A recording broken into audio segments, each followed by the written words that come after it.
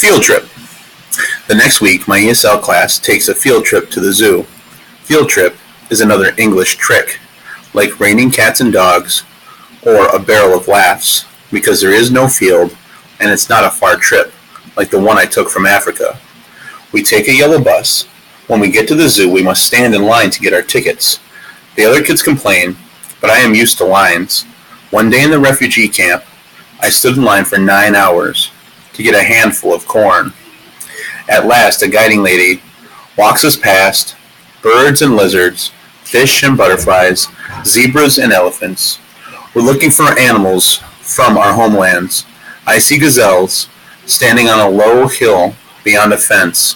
I remember such animals bounding through tall grass, riding the air like wingless birds. I wonder, how do they come to be here in this strange, cold world? They flick their tails and check the horizon for danger. They're safe here, but they don't know it. We visit the petting zoo, and it, with its animals for touching, who will not eat your hand. There are goats and chickens and pigs, a llama and a turkey, but no cows. We are supposed to be watching the animals, but I can't stop looking at the people looking at the animals. A class of little children laughs at a pig rolling happily in cold mud. Their class looks like our class, or maybe we look like them, many colors and shapes and words. Of all the things I don't know about America, this is the most amazing. I didn't know there would be so many tribes from all over the world. How could I have imagined the way they walk through the world side by side without fear, all free to gaze at the same sky with the same hopes? What would my father have said to see such a thing? My brother? What will my mother say? I walk behind my classmates to the next exhibit, but I am not alone. My family is with me, and every sight is something they cannot see, and every hope is something they cannot feel.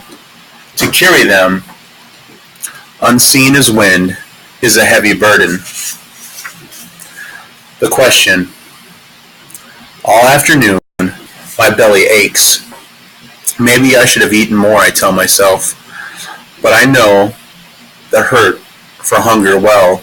Hunger is a wild dog, gnawing at a dry bone, mad and impatient, but hoping still. It isn't hunger I feel today. The pain is worse, one without pity, like an icy night. The pain is a question, the one my heart will not stop asking. Why am I here when so many others are not? Why should I have a desk and a pair of fine jeans and a soft place for my head to rest? Why should I have the freedom to hope while my brother and father sleep in bloodied earth? I should not take these gifts I do not deserve, and yet I know I will take them. Warm food and soft bed and fresh hope, holding on tight as that wild dog to his bone. Apple. Before ESL, we have homeroom. I don't like it much. In my homeroom are only 3 other ESL students, and I don't speak their words. All the rest are from America. One morning, a folded paper waits on my homeroom desk. I think maybe it's a note to pass. I've seen other students hand paper to each other during the loud man in the wall named announcements. It's exciting to think I might already have a homeroom friend. When I open it, I see a picture. It's not a good drawing, but after a moment, I can see it's a dead body made of bones. Hungry, Kenya? The boy in the back asks. His voice has knives in it. He holds up an apple half-eaten. None for me, thank you, I say, using my polite English words. And my home, I said, is not Kenya, it's Sudan. He tosses the apple across the room. It lands on my desk and drops to the floor. My homeroom teacher looks up from his newspaper. Can the flying fruit, he says. Of course I don't want the apple to be wasted. I pick it up off the floor and I throw it back to the boy. It hits him on the nose. I'm a fine thrower of rocks and balls. It's not my fault the boy moved. The teacher gives me a detention slip. I'm not sure what the slip means, but I do know I'm the only one in class who receives one. I feel very lucky to be selected by the teacher for such an honor. Grocery store. The next afternoon, Hannah invites me to visit the grocery store with her. Her mother, she calls a Foster, has asked her to buy some food for dinner. We take another bus to a place of many cars in neat rows. By the time we get there, the sun has already said good night. That's it, Hannah says. Safeway. There isn't enough food in the world to fill such a building, I say. I follow her inside, and she grabs a shiny cart. You don't pay for this fine cart, I ask.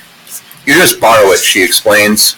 The grocery store has rows and rows of color, of light, of easy hope.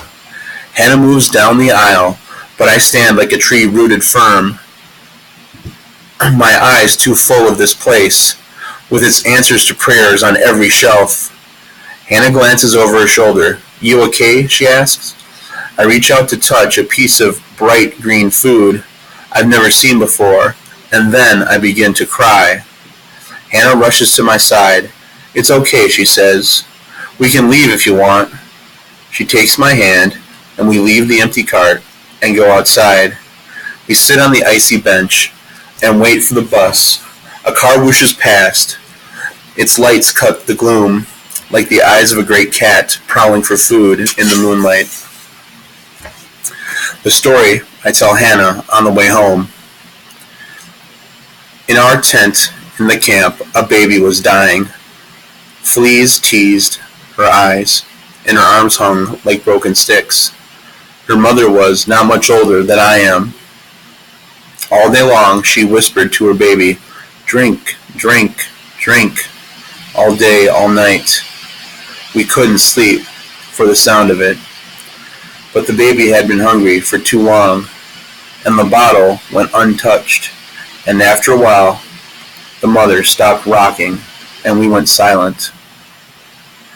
When the baby died, she covered her child with a feed sack, and she said to no one, I told her to eat. Why wouldn't she eat? When I'm done with the story, I stare out the window at the sunless world. Hannah stares with me. This time, she is the one who cannot find any words.